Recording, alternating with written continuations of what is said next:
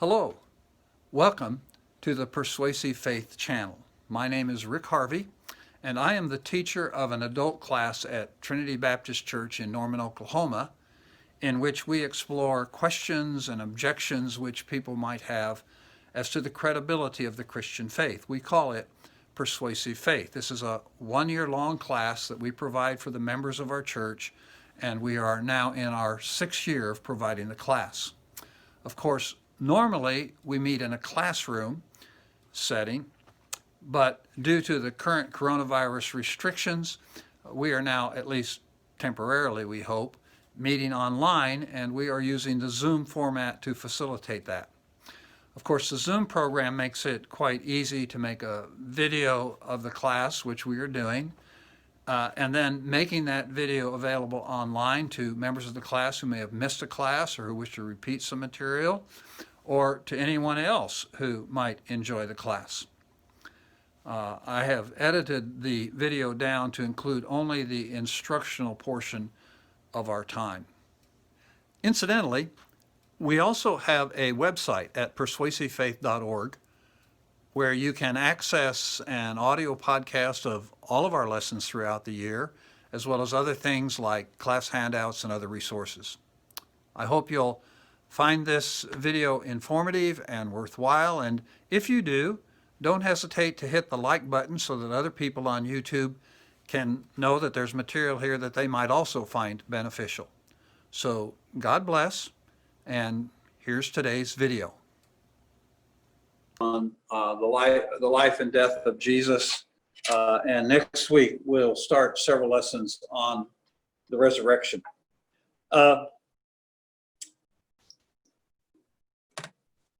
Then again, you have in your notes there, you have some resources. Some of them we've mentioned before. Geisler's Encyclopedia has a great article on the death of Christ. John Lennox in his Gunning for God and Mike Licona in his book on the resurrection all deal extensively with the question of Jesus' death. Then in addition to that, Martin Hengel is a German theologian who's written actually a little book. It's just a small book, small little paperback on the crucifixion that is really tremendously helpful to get an understanding of the cultural context, the historical context of crucifixion, and how that relates to the death of Jesus. So it's just a wonderful little book. It's a little brutal to read in places, but it's good.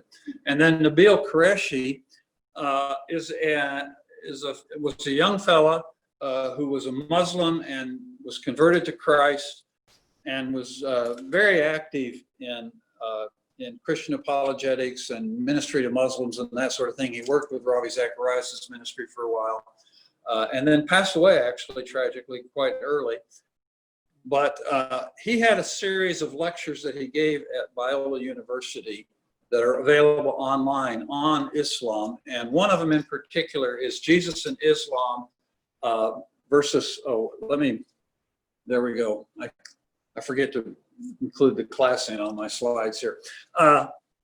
He's given this lecture. It's about a 45-minute or an hour-long lecture on comparing the Jesus of Scripture with the Jesus of Islam, and talks quite a bit about the issue of Jesus' death, and you'll see why as we go along. So those are some resources. So the question that may come to mind is, why would we talk about Jesus' death in a class on apologetics? Obviously, there are a lot of theological issues that are very important about Jesus' death that we think about as Christians, but why would we need to be really informed about Jesus' death and his crucifixion and the historicity of it when we're encountering unbelievers? And there's actually several reasons. Of course, obviously, first of all, the death of Christ is central to the Christian faith. It's why Jesus came. It's the sole basis of our reconciliation to God. So how unbelievers understand the crucifixion is crucial to them understanding the Christian faith. And the fact is that you do encounter a number of non-Christians who have various problems with the idea of Jesus' crucifixion. So Richard Dawkins would be an example. he considers the whole idea of vicarious atonement, of Jesus' death on the cross, he considers that to be a very morally repellent idea or teaching. And it's kind of ironic because you wonder where he gets his morality from, being an atheist. But he has actually two issues that he raises. One is just this whole idea of the brutality of crucifixion, the horrific nature of crucifixion. He just thinks it would be incomprehensible if there were a God that he would demand that his son endure such a horrible experience. And then the other thing that he finds objectionable is just the whole idea that one person could pay for the sins of another. One person could offer an atonement for the sins of another. His question is, how could that be just? If you've done something wrong, you need to be the one who pays the penalty for it, and not somebody else. And then you get others who just simply deny that Jesus actually died on the cross. And that you get kind of two different versions of that. One is the idea of the swoon theory, that Jesus was crucified, he was hung on the cross, but he didn't actually die. And typically you'll encounter the swoon theory when you're talking with people about the resurrection, and they'll bring up the swoon theory. But of course that pertains primarily to the question of Jesus' death, which is why I cover it here. So the idea then is that Jesus didn't actually die on the cross, that he just swooned, and that's an attempt to explain the empty tomb for many people. And then of course there is the conviction of the Muslims that Jesus never died on the cross at all, that he was never even crucified. So those are some of the things that we want to explore.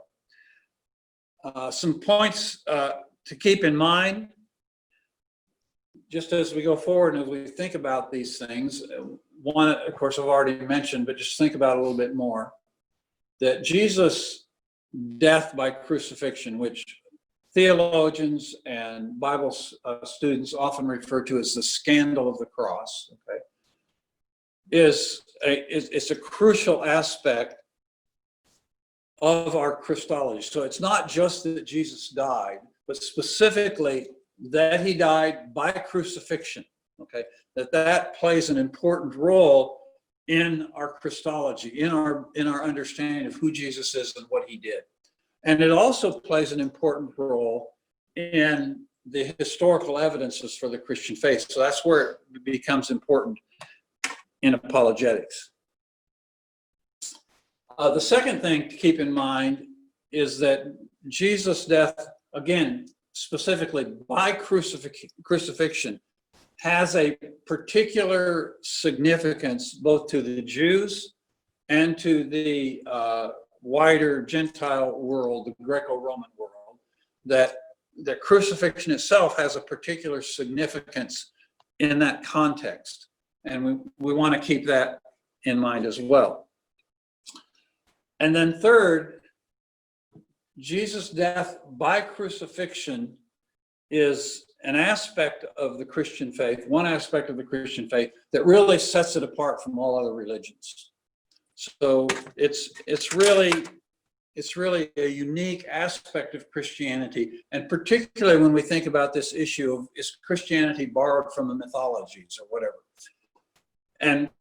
And one of the things that's striking about Christianity is you don't see anything like crucifixion in the mythology. In fact, to the mythologies, it would be absolutely unthinkable, this idea of crucifixion, and you'll see why. So Justin Martyr, who's writing in the 2nd century, he was a Christian, one of the Christian fathers, one of the early leaders of the early church in the 2nd century AD. As his name suggests, he ended up being a martyr for the faith. But even at that point, he made at that early point in church history, he made this comment. He said, "It is the crucifixion that distinguishes the new message from the mythologies of all other people." So as he looked around at all the other mythologies around in the 2nd century, the crucifixion of course, coupled with the resurrection, but the crucifixion particularly stands out as something that really is unique in all other religions. And Hengel brings out that same point in his book on the crucifixion. He lived, actually just died 10 years ago. He says the crucifixion distinguishes the new message from the old mess. So these are just some things to keep in mind as we move forward. Yeah, go ahead. One time I had a Jehovah's Witness who was pretty adamant about, I could tell it was important to her that Jesus, he did die, but instead of on a cross, it's on the straight, just on a single. Oh, on like a stake? Yeah. Uh-huh. And is like, I've never heard that before, and I didn't know how important that was to. I don't think that would be important, Okay. because if you watch various movies about Jesus and crucifixion, they all portray it differently as to actually what it looked like. Our standard view is is one cross with 3 on it, but I've seen it where it was actually a scaffold, and they were hung on scaffolds and that sort of thing. So I think there were probably different ways it was done, and I don't know that there's any way for us to know specifically how it was done in Jesus' case. But that would still be considered crucifixion, yeah. Even if he was nailed with the arms up above on a single piece Right. of wood. Now it is clear that Scripture teaches us that his hands and feet were nailed. Yes. So and however he was crucified, obviously there was a way in which he could be nailed to the cross, both hands and feet. Yeah. So yeah. So I mentioned this idea of the scandal of the cross, and of course all of you are familiar with that, but let's explore that some. The crucifixion was, in fact, the most violent, brutal, torturous means of death that the Roman mind could conceive of. Welcome, come in. Good to see you, bro. You think about, for those of you who've seen the movie, The Passion of the Christ, I've watched it once. I never want to watch it again because it's just so brutal. But it gives you a picture of how just terribly brutal it was. And Seneca was a Roman historian, Roman author, and he actually served as an advisor to Nero. And he says about crucifixion, he says it was the most cruel and disgusting punishment. Another place he says it's the worst extremes of torture, and he refers to the terror of the cross. And I find Seneca's observations really telling, because we have to remember this guy is an assistant to Nero, and Nero is the guy who put Christians on stakes in his garden and lit them on fire to light his gardens, and yet he considers crucifixion to be an even more brutal and more horrific and more terrifying death than even that. So it gives you some idea. I don't even like to think about it honestly myself, and so we won't spend a lot of time talking about the gruesome physiological aspects of crucifixion. But the Latin word for cross is the word crux, from which we get our word excruciating. So it just gives you some idea of how brutal and how terrible it was. But not only was it particularly terrible, but there's an element of contempt that goes with the crucifixion.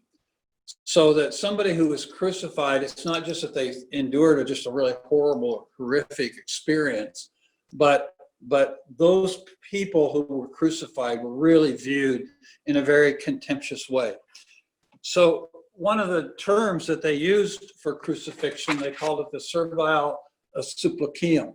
Okay, which is Latin for the slave's punishment. So it's very much associated with slavery and the punishment of slaves. And when we talked about slavery several weeks ago, we talked about Spartacus' rebellion. We talked about the end of Spartacus' rebellion and the fact that they had taken, when they finally suppressed the slaves' rebellion, they crucified 6,000 slaves along the Appian Way for 110 miles on either side of the road. The stench was so bad from the rotting bodies on the crosses, you could smell it for many miles, something like 20 miles away or something like that. But that gives you an idea of just that idea. This is how we treat slaves. When slaves done something wrong, something horrible, or something illegal, or whatever. This is how we treat slaves. It is the slave's punishment. And that even comes out in the Christological hymn in Philippians chapter 2, right? So Paul, speaking there about Christ's crucifixion, he says, he who took on the form of a slave, he says, and who humbled himself by becoming obedient to death, even death on the cross. So this idea, this association of slavery and crucifixion and being linked together is even in our own understanding of Christ. So when we think about Dawkins and other people who have a great deal of contempt for the whole idea of crucifixion and the idea of Jesus being crucified, and they speak in a mocking way about it, when we hear that today, it shouldn't come as any surprise, because that's exactly how people responded in the first century, right? And actually, people in the first century would have been even more turned off, because they had close-up firsthand experience with it. They watched it, they saw it happen all the time. They knew how horrific it was. Today, we're somewhat removed from it. So we're not even as turned off by it as they were. But when we encounter people that have that reaction, it shouldn't surprise us. That's been the reaction from the very beginning. So if, in fact, the cross is so scandalous, why, as Christians, do we make it such a central issue? Right? It's not just like Christ was crucified, and so we kind of acknowledge that. We really make it an issue when we preach the gospel, right? We focus on the cross. We focus on the crucifixion. We focus on the death of Christ and how he died. And Paul says, for the word of the cross, that is the preaching of the cross, the emphasis on the cross that I make, he says, is foolishness to those who are perishing. But to us who are being saved, it is the power of God. But we preach Christ crucified, to Jews a stumbling block. The word there, the Greek word is scandalon. It is a scandal, which is why we refer to it as the scandal of the cross, okay? And that word scandalon is a snare or an offense. And to the Gentiles, moria, or the Greek word moria, which means foolishness. It's the word from which we get the word moronic. So you could think of it maybe in this way: to the Gentiles, the preaching of the cross is just moronic. It's foolish. It's just silly. Why would you do that? But to those who are the called, both Jews and Greeks, Christ, the power of God and the wisdom of God. So to the Jews, it's a scandal. It's a stumbling block. It's an offense. To the Jews, the crucifixion of Jesus is like a wall between them and faith, between them and the Christian faith. It's a wall they have to get over. It's a scandal. And to the Gentiles, it's foolishness.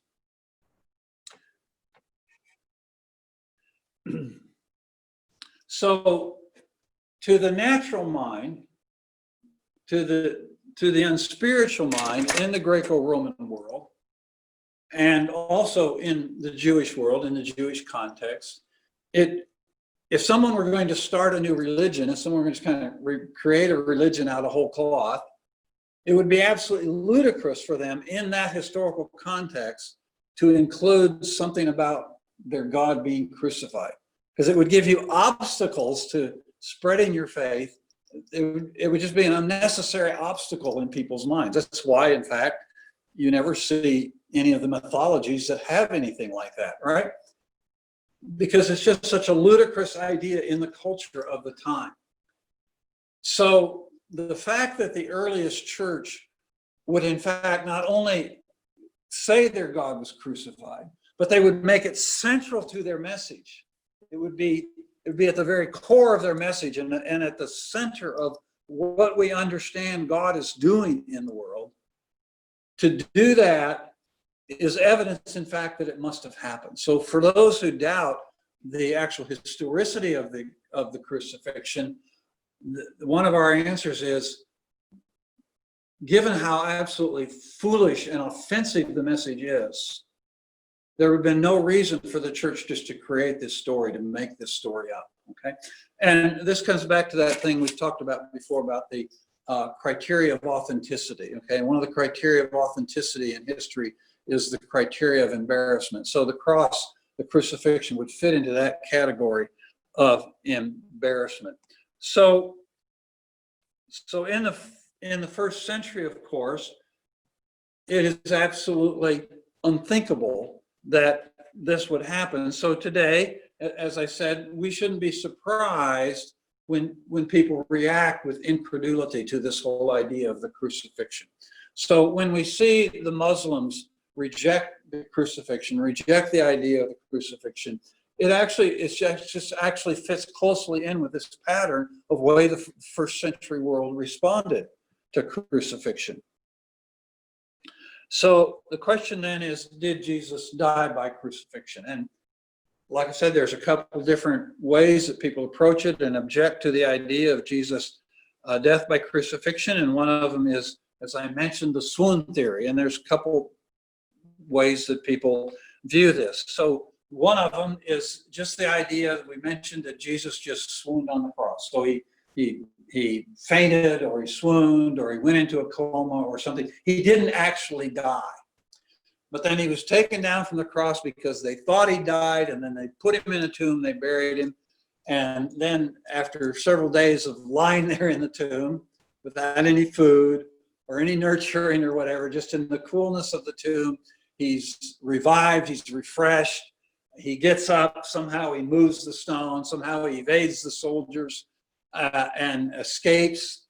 And he then comes and presents himself in this emaciated, brutalized form, barely able, apparently, probably to walk.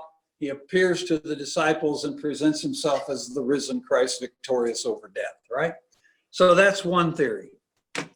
Another way that is sometimes kind of would fit in the same category would be the idea that, again, that he didn't die on the cross, and that the disciples got to him before he died. They took him down off the cross, they took him to one of their homes or whatever, and they nursed him back to health. And then once they had nursed him back to health, then they presented him to the world as having risen from the dead.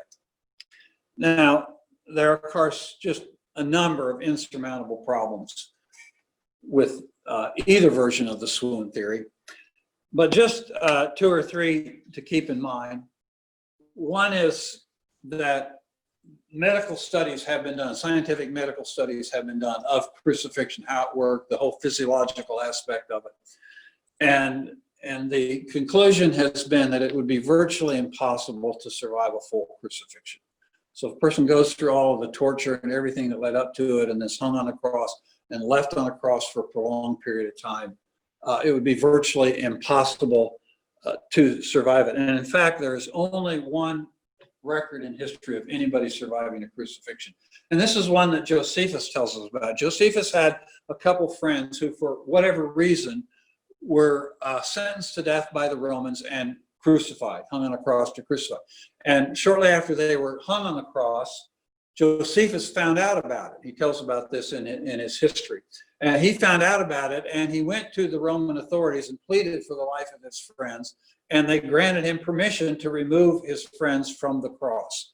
And so he did so. And then, of course, being Josephus and having access to the best of medical care, he made sure that they received the best of medical care. One of them went ahead and died because of the brutality of what he'd been through, but one survived. That's the only record we have of anybody ever actually surviving a crucifixion.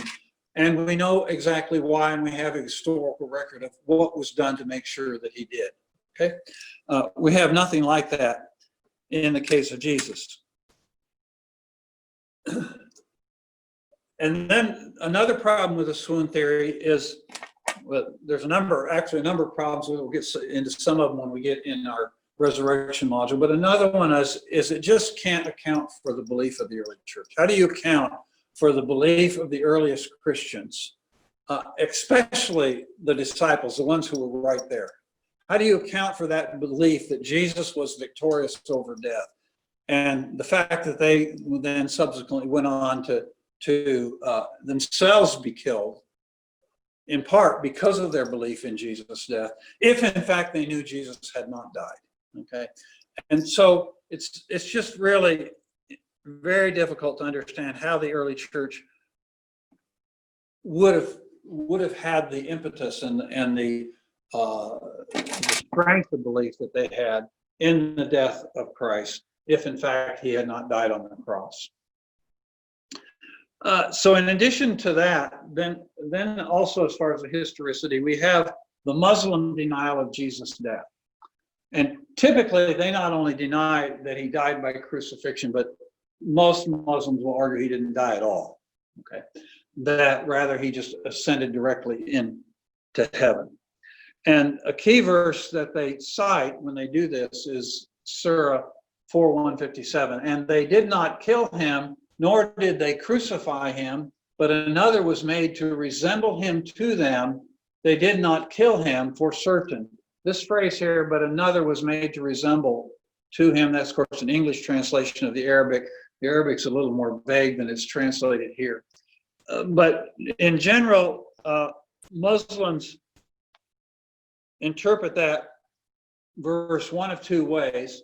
One way, and I think the primary way that most Muslims will interpret, is that someone else was crucified in Jesus' place. So there was somebody crucified, and that God somehow made that person look like Jesus so that the authorities would think they'd crucified Jesus. So that's probably the primary argument that you'll hear from Muslims. Another one is, again, this kind of the swoon idea, that he appeared to have died, but he didn't really die. So then when they took him down from the cross, they were able to revive him or whatever. And that's just like I said, a variation of the swoon theory.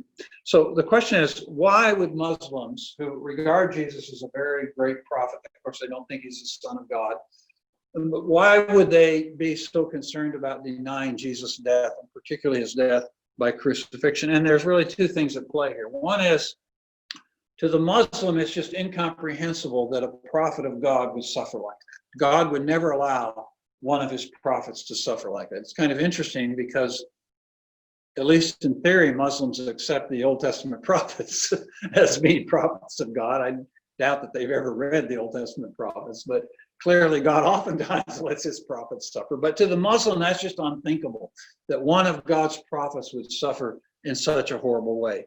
But what's really at issue is more of a theological issue. That to the Muslim, people are not inherently sinful. People are not inherently evil, okay? They're born basically good.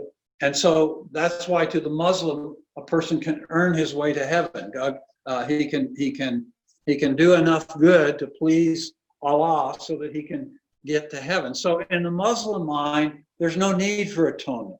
There's no need for the pain for sin, right? And so the whole idea of Jesus offering himself as an atonement, whether he's the Son of God or not, offering himself as an atonement for sin is just very repulsive and foreign to the way that Muslims think. So the question then is, there's another issue that comes up, and that is that there are actually some verses in the Quran that seem to communicate just the opposite of the one we just looked at. So, for example, in Surah 19, it says, he said, peace is on me on the day I was born, and the day I will die, and the day I am raised alive. That's in the Quran, okay? That is Jesus, the Son of Mary, the word of truth about which they doubt. There's another one in Surah 3 where he says, Allah said, "O Jesus, I, Allah, am terminating your life and raising you to me." Now, this term raising you to me does not have the idea of resurrection here. It's the idea of going to be with God after you die. Okay, so you die and then you go to heaven or go to be with God. So that's the idea here. So this isn't talking so much about resurrection. But notice, I am terminating your life. Okay, it's the idea of death. And then in Surah 5, he says, "And I was the witness over them as long as I was among them. But when you took me up," and that phrase there, "took me up," again is the idea of having died and gone to heaven. "And when you took me up, you were observer over them." So it's kind of interesting that they have this one verse that seems to say that somebody else was crucified in Jesus' place or whatever, and there's some controversy even among Muslims. This is exactly what that verse means. But then you have these other verses that seem to affirm certainly that Christ died, and also even possibly that he raised from the dead. So it's just a fascinating thing. It's just one of the several areas in the Quran where you run into these kind of contradictions. So do we have any reason to actually believe historically that Jesus died by crucifixion under Pontius Pilate as the Gospels record? And there are actually a number of reasons that historians look at. And one is Jesus' death by crucifixion is reported by multiple Christian and pagan sources. So there are a number of different sources that report Jesus' crucifixion. You know, when you read the Gospels, particularly read the Synoptic Gospels, you notice how much they're the same. So you read through and story after story after story, they're always in the same order. Sometimes they're word for word, sometimes they're not, but they're clearly the same story, the feeding of the 5,000. So you read through the Gospels and over again, you get this. So it's clear, and we talked about this as we we're going through our Bible module, that the New Testament, the Gospel writers were using either each other some, or they were using a similar source or whatever. And we've talked about that. But did you ever notice when you hit the Passion narrative, they just become completely different? You notice that? When you get the Passion narrative and the resurrection narrative, they're just different. Not necessarily they're contradictory, and we'll talk about that in a coming lesson. They're not contradictory, but they're different. And one of the things that tells us is that particularly when we come to the Passion narrative, when we come to the story of Christ's death, that you're dealing with multiple sources, right? In addition to that, we have both in the Gospels, but particularly in the epistles, we have a number of creeds. We don't see them when we're reading our English Bibles. We're not aware of them. But there's a number of different creeds where it's clear that Paul or Peter or different ones writing their letters or their books in the New Testament are actually reciting creeds that were recited in the early church. All right? And so each one of those creeds actually represents a different source. And a number of those creeds actually are dealing specifically with the resurrection and the death of Christ. So we have these multiple Christian sources, and then we have pagan sources, Josephus and some of the pagan Roman writers who talk about Jesus' death at the hands of Pontius Pilate. So we have multiple sources, and you remember again, one of the criteria of authenticity is multiple sources. We'll come back to that. The second thing is that of these sources, of these multiple sources, some of them are just very, very early. And in a couple of weeks, we'll be talking about one of the creeds in 1 Corinthians 15, there at the early part of 1 Corinthians 15. And there are scholars, even atheist scholars, who date that creed within 2 years of the crucifixion. Some of them, one atheist scholar in particular, dates it within 3 to 6 months of the crucifixion. So some of these creeds date very, very, very early, all right? Which is another evidence of the historicity. So the Passion narratives then exhibit the characteristics of historical authenticity. And so as we've talked about those, there are several of them. For example, plausibility. So when you read the narratives, you read a number of things. You read about geographical things, about Jerusalem and locations in Jerusalem, and that's just, so you read geographical information, you read biographical, you read about different individuals, you read about Caiaphas, and you read about Herod. I almost said Hitler. You read about Herod, you read about Caesar, you read about all these different personalities that all fit within what we know about first century Palestine, all right, and the first century Roman world. So it fits very closely with the facts that we have. So plausibility is one of the criteria. Then embarrassment we talked about. So just the fact of crucifixion is an element of embarrassment. But of course, there's also multiple accounts of cowardice, right? The things that would not typically be included if you were trying to make a story about yourself. If I ever get around to writing my biography, I'm not going to tell you all the bad stuff, right? I'm just going to tell you the good stuff, right? And then, of course, the role of the women. We'll talk about that when we get to the resurrection. But even in the crucifixion, the women play a very important role. And that just wouldn't have been done in the first century. That fits into the criteria of embarrassment. Then again, what we just talked about, the early multiple sources. That's another one of the criteria of authenticity. And then dissimilarity, which is this element that this whole idea of your God being crucified is so foreign to the way people thought at the time, that it's just so dissimilar to the way they think, that it wouldn't have been included if it hadn't happened. The only reason it was included is because it obviously happened, and there were eyewitnesses to it. So, in addition to that, as I mentioned, the crucifixion has been studied, the means of crucifixion, the physical aspects of crucifixion have shown it nearly impossible to survive. So D.F. Strauss, who was a 19th century theologian, he was a liberal, so he really didn't necessarily believe all the Bible. But he says, he asked how a flagellated, half-dead victim of the hideous torture of crucifixion could impress others as triumphant over death is hard to envisage. So this is just basically what we've been talking about. In addition to that, we know how proficient the Roman soldiers were at killing.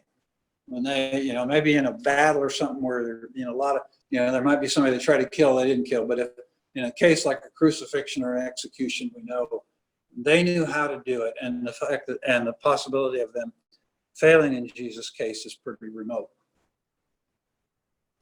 And then, of course, again, just the whole scandalous nature of crucifixion makes it really unlikely that the earliest Christians would have invented the account. And then finally, again, as I mentioned, how do you account for the birth of the early church if Jesus wasn't crucified and then subsequently raised from the dead? So when you combine all these factors about the historicity of the accounts of Jesus' resurrection, what you find when you read historians today is you find there's a tremendous consensus on Jesus' death among historians across the scope of all persuasions.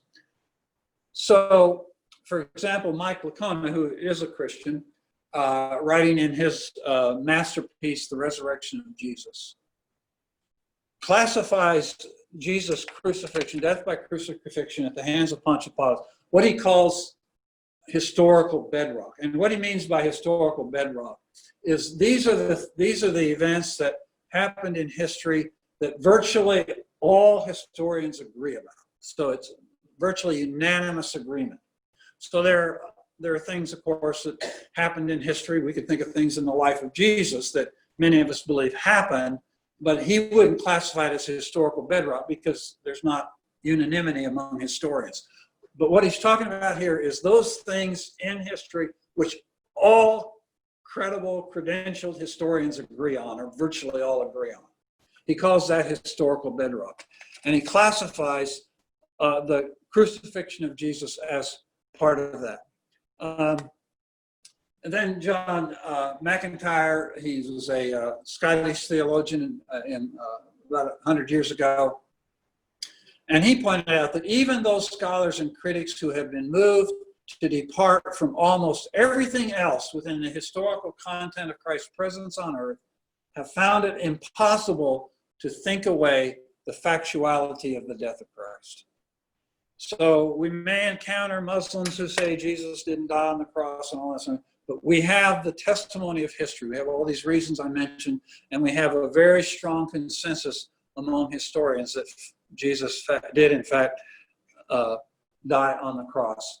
So that Gerd Ludemann, he is, again, he's an atheist, he's a historian and an atheist, and he said Jesus' death as a consequence of crucifixion is indisputable.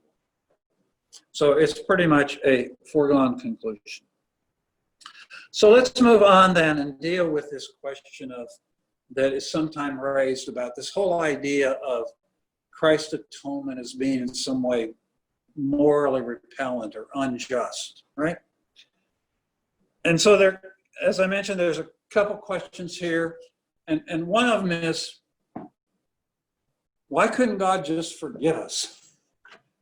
without requiring this bloody, brutal sacrifice. I was flipping around on the internet this morning before I came to church, and I just came across a little 2-minute clip or so by William Lane Craig, where he's dealing with this very question that people ask.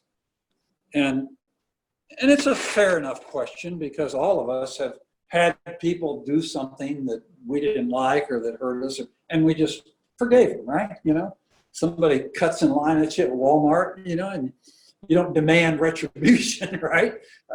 You just forgive them and you let it go. And so the idea is, well, why couldn't God just do that? Why does he have to require this bloody, brutal sacrifice? And then another question is, how can one person atone for the guilt of the other? How is that just? If I've done something really terribly wrong, how would it be just that Steve here, he would, you know, he'd pay for it. He'd take my penalty. He'd go to prison. How is that just, right? So those are really kind of the two questions that people wrestle with. But in doing so, there's a tendency to ignore some important facts. And one is to ignore, of course, the problem of sin. And people, of course, are very good at ignoring the problem of sin, right? That's we really are inclined to do that. So, but the problem is that people kind of view sin. We talk about sin, and they think we're just talking about a mistake. So you're talking to somebody, and you ask them, you know, haven't you sinned? And they'll say, well, yeah, I've made some mistakes. That's how they respond. That's how they view sin, as just simply a mistake. Okay. But that's not what sin is. Sin is a deliberate, willful rebellion against a perfectly holy and a perfectly benevolent God.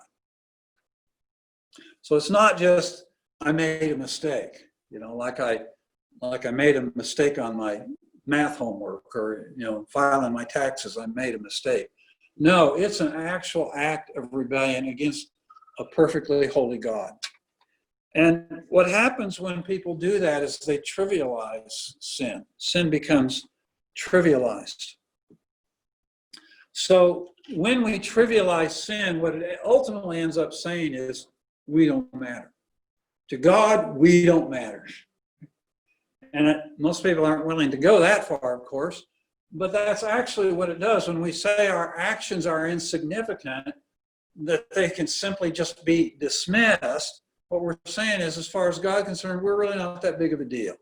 And if we do something that doesn't bother him, or if we do something that doesn't bother him because we're just not that important, right?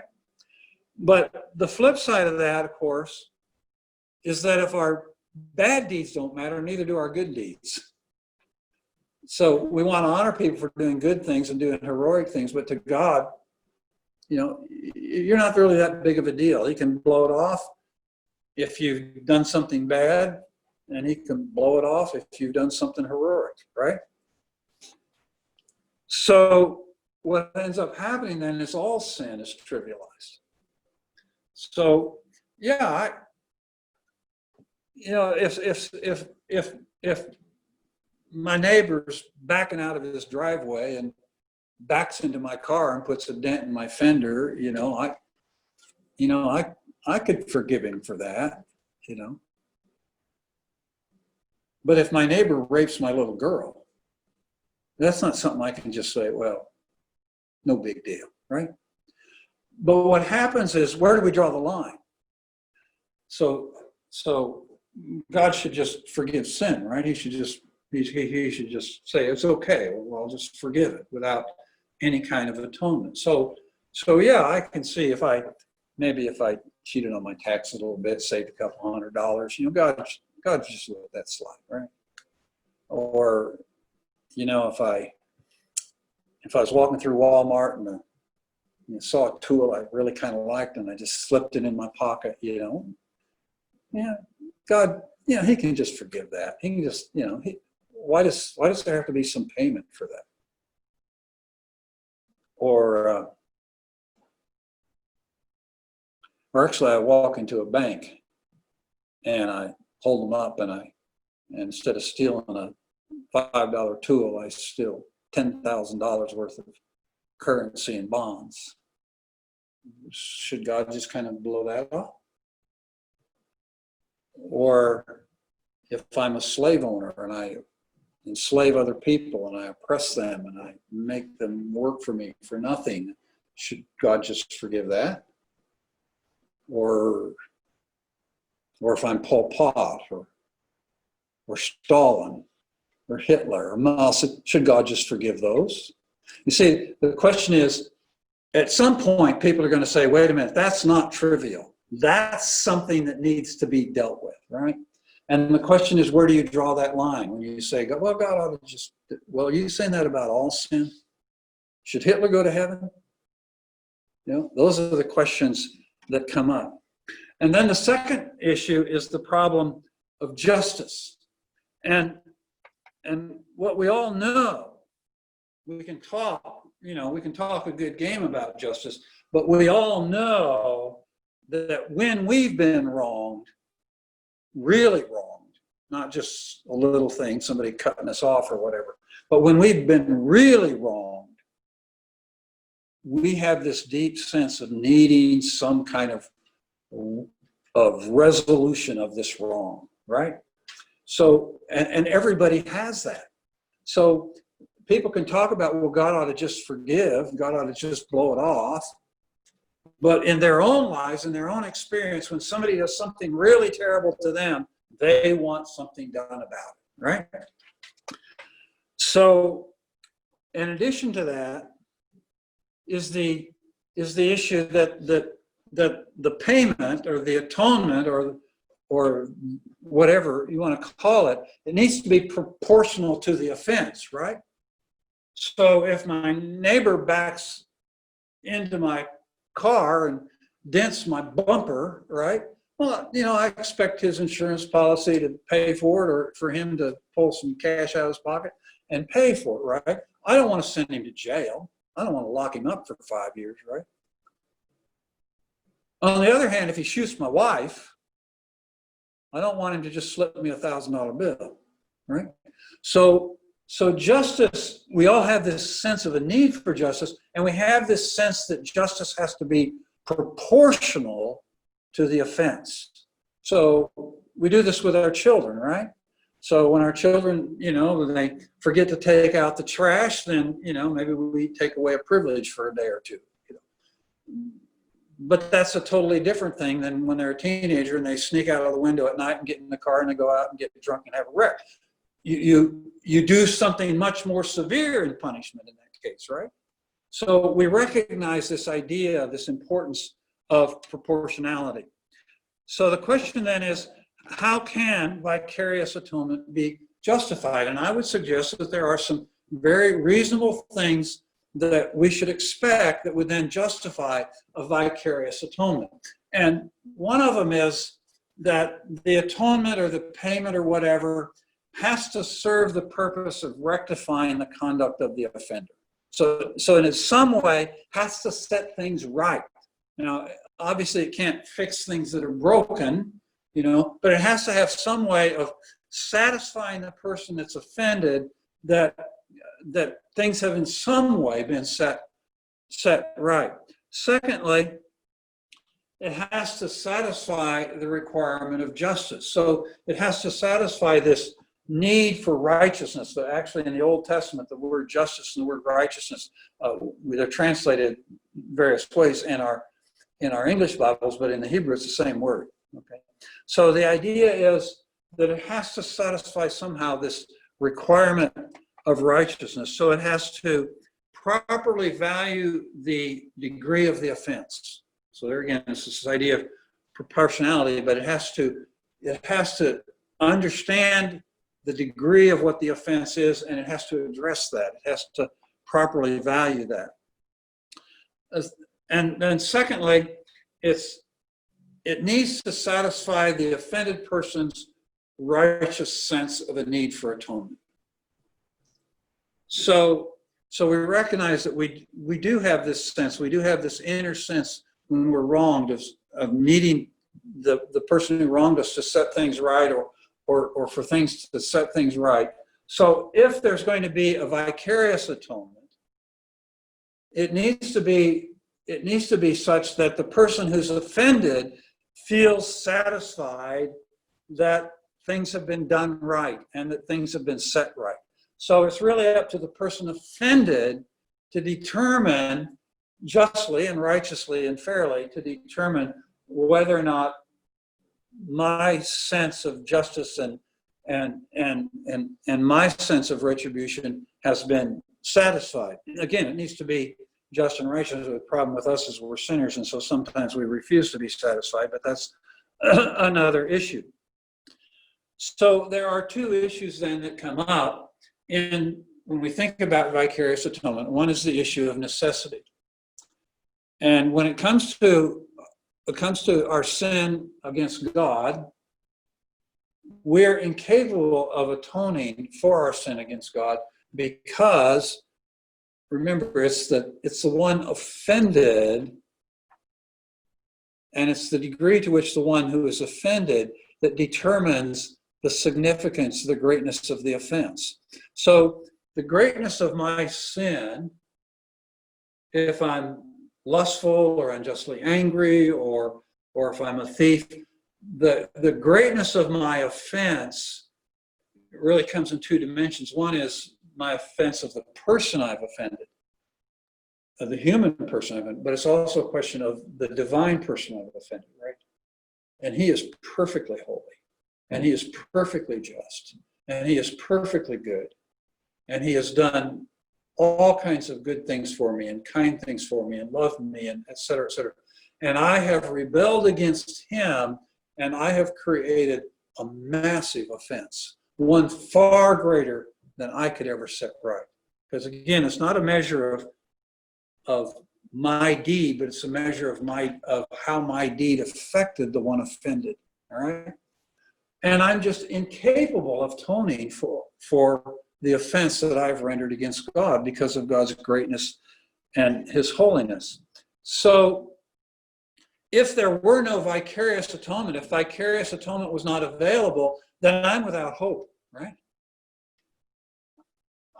There's no way I could be restored or reconciled to God.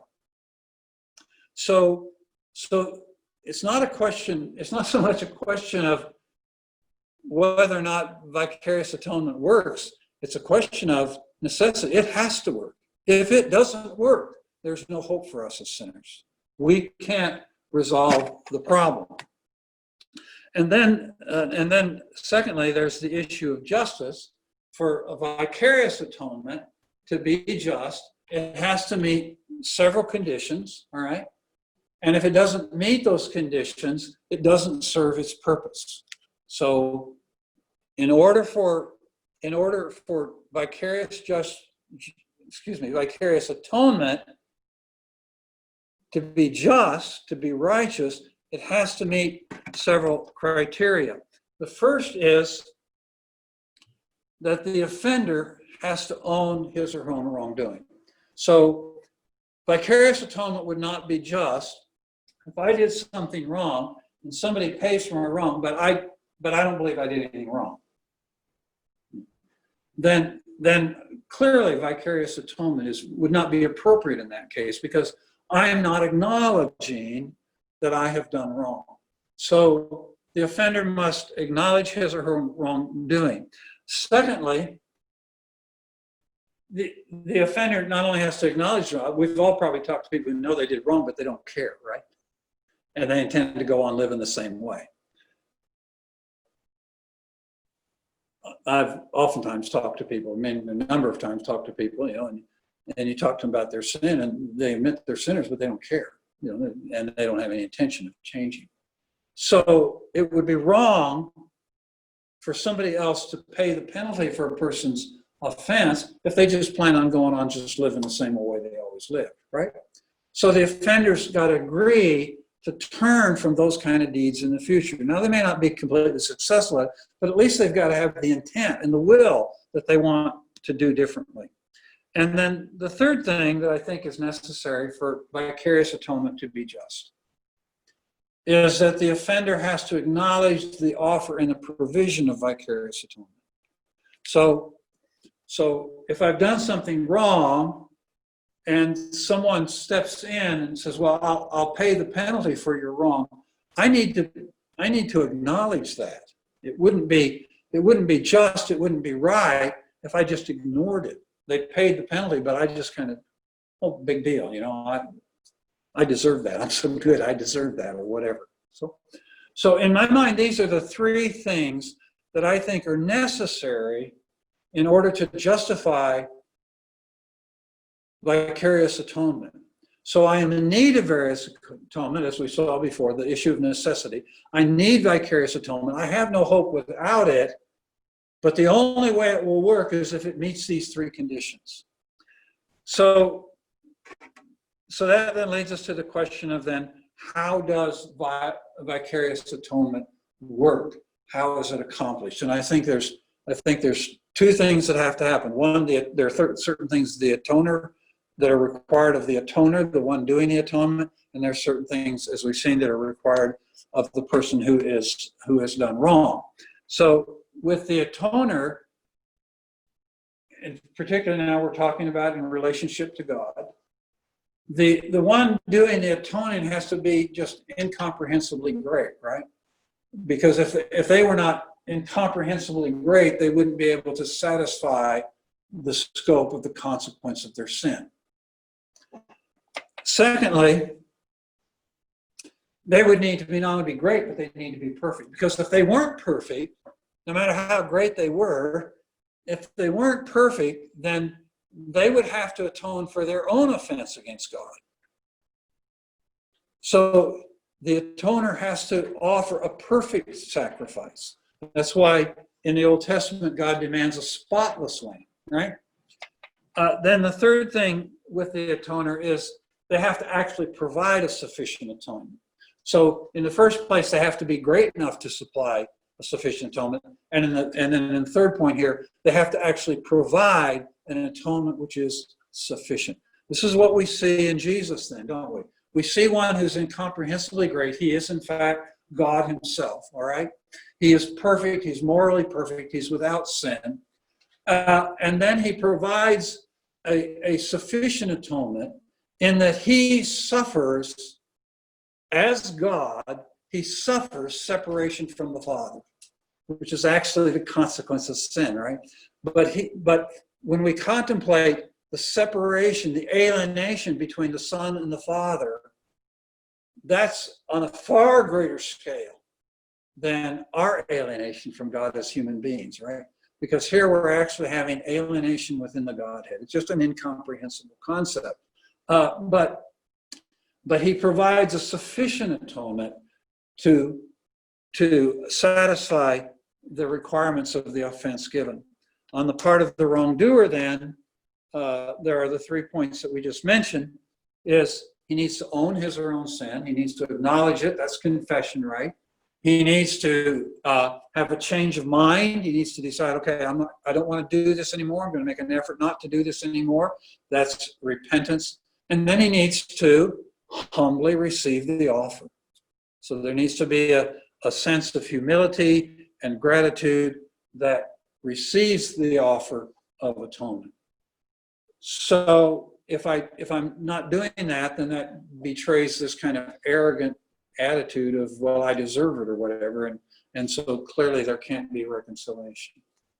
So I would argue that just some kind of random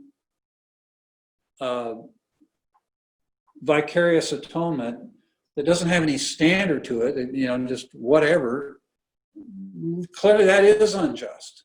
But if vicarious atonement is offered, which meets these requirements that we've set forth here, then it is perfectly just, and it accomplishes the purpose for which it is designed, is to reconcile us to God.